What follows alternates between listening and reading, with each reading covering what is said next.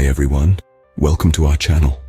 Douglas Macgregor asserts that there are significant challenges evident in the current situation.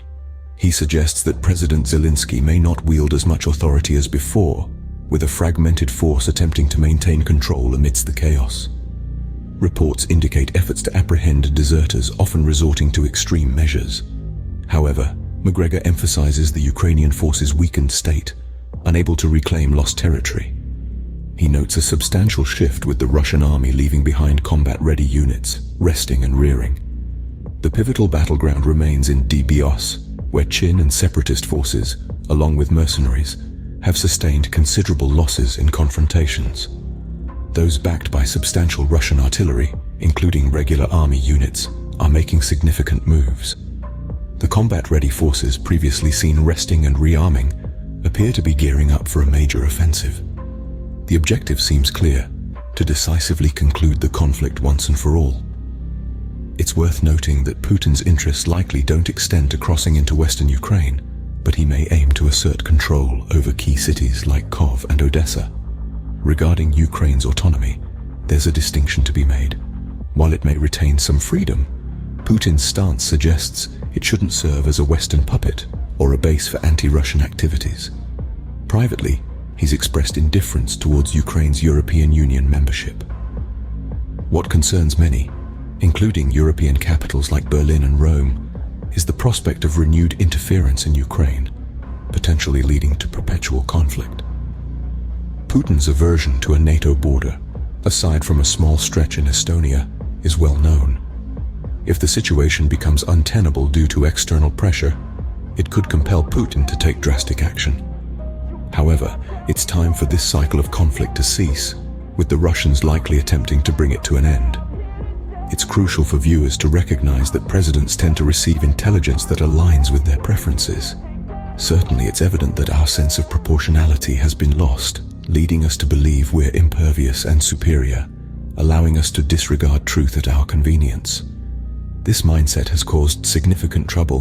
When it comes to Russia, it's crucial to recognize that it's not comparable to previous adversaries like Iraq, Afghanistan, or Libya. Yet voices in Washington, such as former Secretary of State Pompeo, paint a picture of an apocalyptic scenario, advocating for the crushing of a unified Russia, China, and Terran alliance. This rhetoric reflects a dangerous level of hubris, failing to acknowledge the changing landscape since 1991. Western Europe seems to share in this blindness to reality, which is profoundly debilitating. While the current administration demonstrates aggressive tendencies towards Russia, it's alarming to witness the systematic erosion of our own military capabilities. Consider the demoralizing effect on our armed forces if they were to receive leadership from someone like Tiny Tim with his unconventional appearance and demeanor. Indeed, the situation boils down to this: Tiny Tim, whom they tout as a remarkable individual, happens to be transgender. Despite potential discomfort, they insist on shared showers, citing it as a matter of inclusivity and diversity, asserting that this is what defines freedom. Concurrently, they marginalize those who don't fit their criteria of diversity, disregarding their merits, experiences, and contributions, favoring individuals like Sheila for their desired transformation of the armed forces. The consequences are dire. Recruiting efforts suffer as standards are lowered to accommodate individuals who would typically be deemed unfit for service. This includes those with criminal backgrounds or subpar cognitive abilities, disregarding the potential risks. The prevailing belief seems to be that these traditional measures no longer hold weight in an era of remote warfare, where our nation's power and wealth overshadow all concerns. Behind this facade lies a deeper agenda: the reshaping of the armed forces to align with leftist ideology and values, supplanting long-standing principles. Lloyd Austin's actions puzzle me.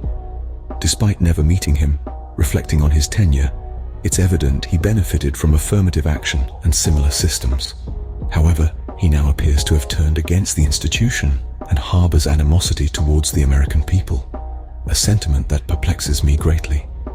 What's even more confounding is the complacency of senior officers who seem to accept this behavior as normal.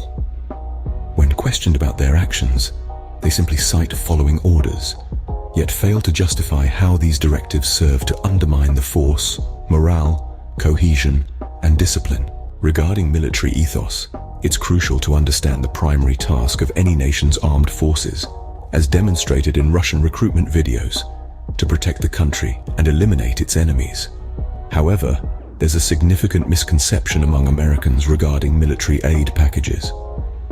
While substantial funds are allocated, only a portion is designated for actual military assistance, with the remainder directed towards nation-building endeavors, humanitarian aid, and medical support. When we allocate resources for equipment, it often involves a convoluted process where funds circulate back into the defense industry, contributing to various interests and constituents both within and outside the government. It's a mixed bag. Some of the equipment sent is older, but a significant portion is relatively new. It's worth noting that in addition to equipment, we're also depleting our ammunition stocks, which need replenishing. Despite predictions that the Russians would exhaust their missile supply, they seem to manage without running out. This surplus is evident in scenarios where multiple missiles are fired for every incoming one, like with Patriot missile batteries in a bizarre incident. Two missiles meant for defense purposes ended up as gifts from the Ukrainian chief of police to his Polish counterpart. While the exact chain of events remains murky, it's troubling to consider how a live grenade ended up concealed within one of these missiles, leading to an explosion. The circumstances raised questions about border security and potential intentions behind the gift exchange, particularly given the historical tensions between Poles and Ukrainians at present. It's challenging to discern whether this was a deliberate act or a tragic accident, as no concrete answers have emerged. Fortunately, it seems that no serious injuries were sustained, although the incident undoubtedly writes discussions surrounding the fraught relationship between the two nations. Yes, indeed, the op-ed I just completed for the American Conservative will be published tomorrow. It begins with remarks from the Deputy Polish Minister of Defense made on November 29th, warning of the escalating intensity of the conflict and suggesting Poland's likely involvement since then. We've received information indicating that the Polish government is considering mobilizing up to 200,000 troops next year. This development is concerning, particularly considering Poland's relative isolation within the NATO alliance. While Poland may seek support for a more assertive stance against Russia, it appears that enthusiasm for such action is limited, with perhaps only Romania showing similar inclinations. It's possible that Poland aims to garner additional assistance and an intervention from the United States and other coalition members.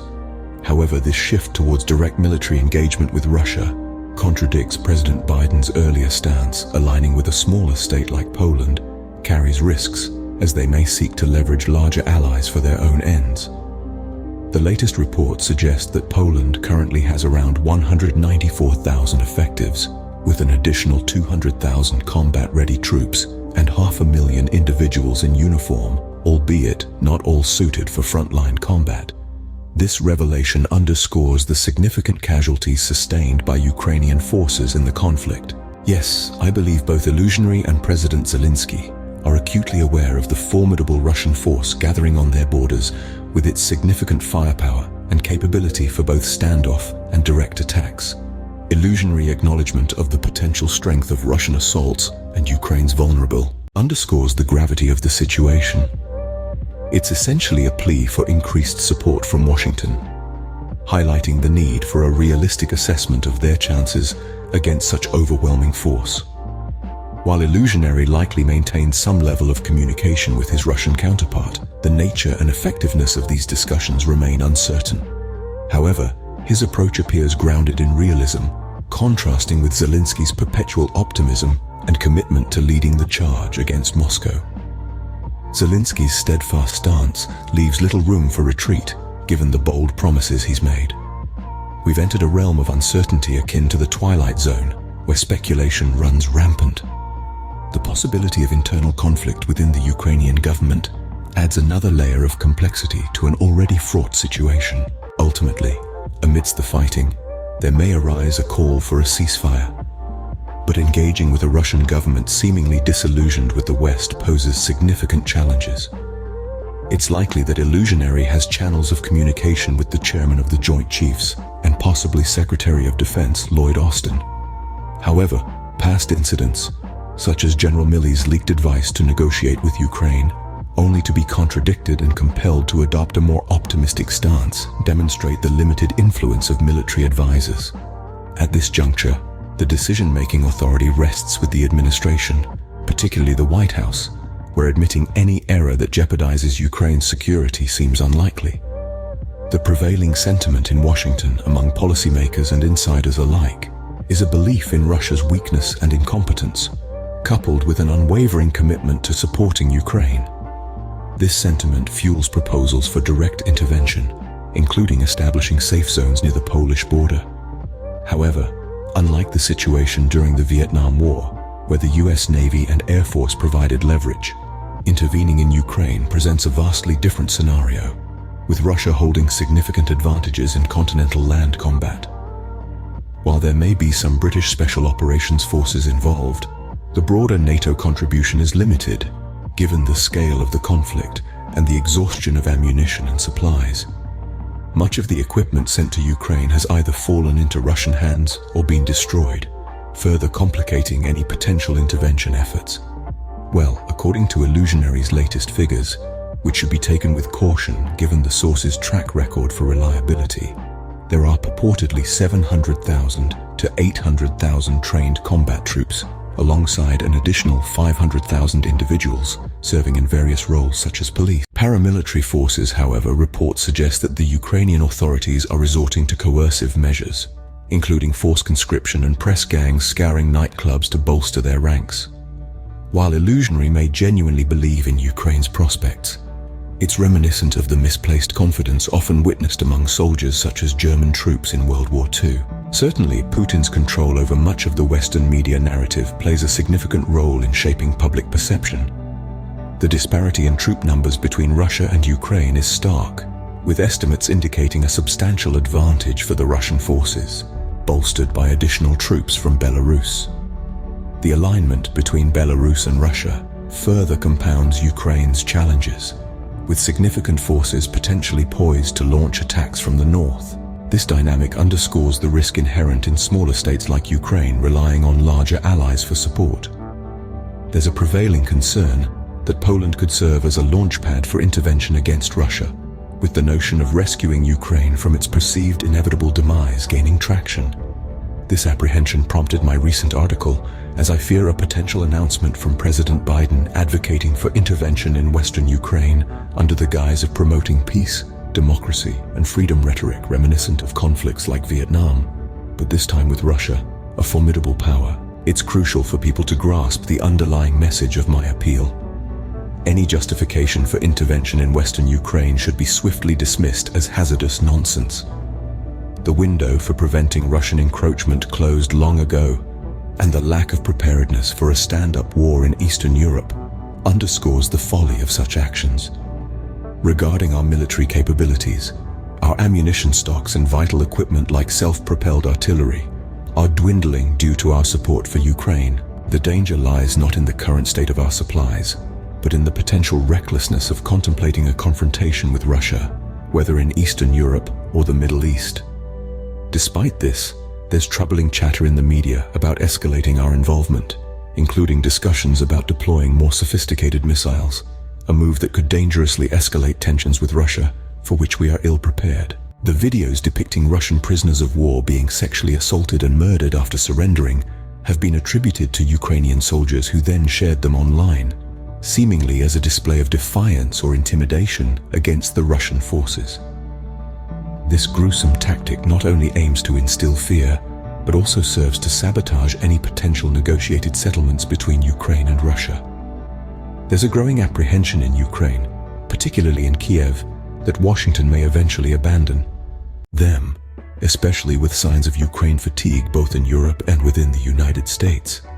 The dissemination of such videos aims to poison the diplomatic waters, making it exceedingly challenging for Russia, particularly President Putin, to entertain any form of negotiation. The widespread anger among the Russian populists upon witnessing such atrocities further complicates diplomatic efforts. While accusations against Russia of similar atrocities have been made in the past, there's a clear distinction between propaganda and reality.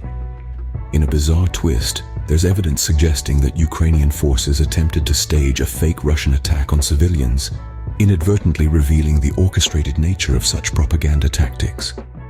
The absence of any official condemnation or investigation from the Ukrainian government suggests a tacit approval, likely driven by the belief that perpetuating such narratives prolongs the conflict and strengthens international support. It's noteworthy to mention Lavrov's proximity to the Polish border, emphasizing the strategic significance of Poland in the regional dynamics. No, it's not reckless at all. What's happening now mirrors strategies employed by the United States in past conflicts, such as in Iraq and the Balkans, as well as during World War II against Germany and Japan. The systematic targeting of infrastructure, including fuel networks, storage facilities, and power plants, is aimed at disrupting the opponent's ability to function normally and prepare for upcoming offensives. This approach proved highly effective in crippling Germany's military capabilities during World War II. This current phase of operations is part of a larger plan to weaken Ukraine and prepare for future offensives. Allowing the opponent to maintain comfortable living conditions would be counterproductive when planning a large-scale ground attack. Initially, Moscow sought a negotiated settlement, but as it became clear that this was not feasible, the focus shifted to a strategic defense and economy of force approach. The upcoming winter months may see a significant escalation of offensive actions.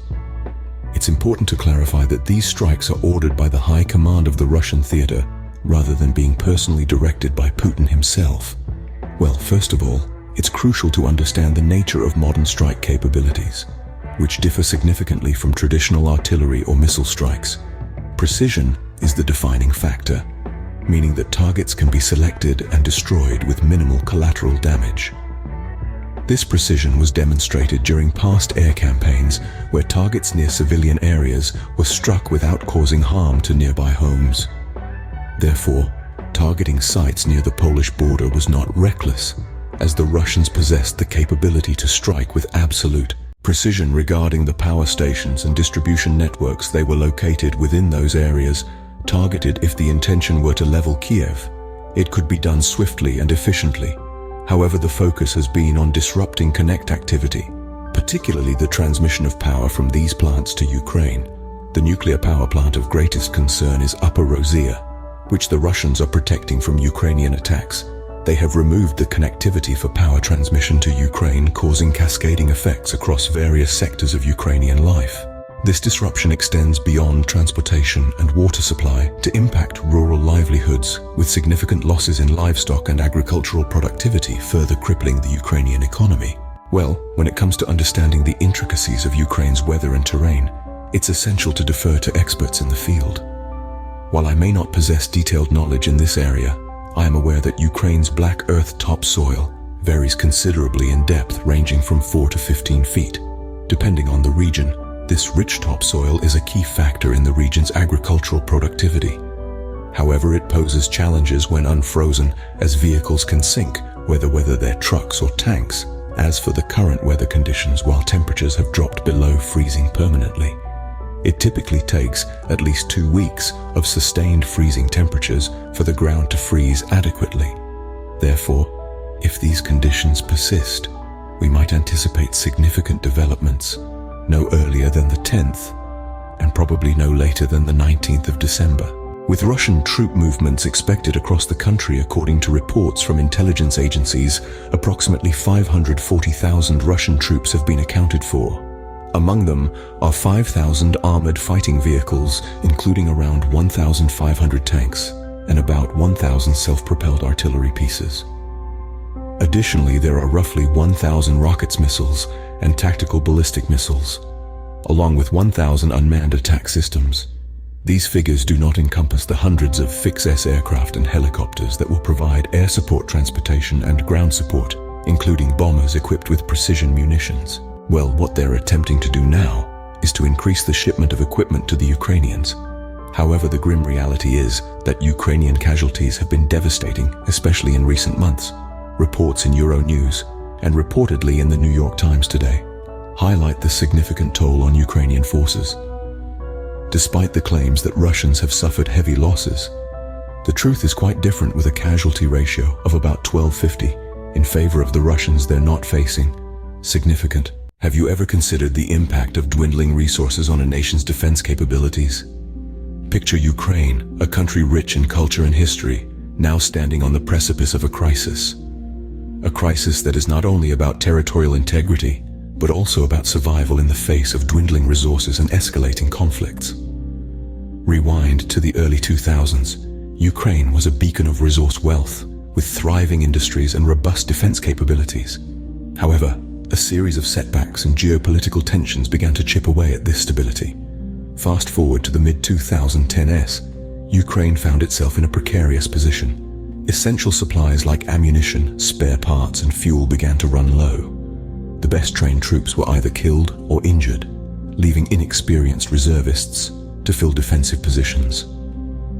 Even sending additional troops for brief training periods, such as the reported 10,000 sent to England, seemed unlikely to make a substantial difference given the time constraints. Output. Further complicating matters, the integrity of Ukraine's energy lifelines began to falter. Take the example of the Nord Stream pipelines from Russia to Germany. In late 2022, mystery gas leaks raised concerns about the pipeline's integrity. The European Union accused Russia of deliberate sabotage, while Russia denied the allegations. This incident not only heightened tensions between Russia and Europe, but also impacted gas transit through Ukraine. As the crisis deepened, the mayor of Kiev advised residents to leave the city due to anticipated disruptions in essential services like power, water, and heating fuel. The impending mass exodus of millions of Ukrainians seeking refuge in neighboring countries like Poland, Slovakia, and Hungary began to paint a grim picture of the unfolding crisis. So, where does Ukraine stand today? The situation is dire. The once resource-rich country now grapples with severely diminished military capabilities and a rapidly depleting stockpile of resources. The crisis underscores the importance of securing energy supply amidst geopolitical tensions and highlights the consequences of over-reliance on a single source of energy. In summary, Ukraine's journey from a resource-rich nation to one facing a crisis of dwindling supplies and escalating conflicts is a stark reminder of the fragility of national security in the face of geopolitical tensions. It emphasizes the importance of diversifying energy sources, maintaining robust defense capabilities, and above all, striving for peaceful resolutions to conflicts. This narrative serves as a cautionary tale for nations worldwide, highlighting the need for strategic planning and resource management in an increasingly complex and volatile world.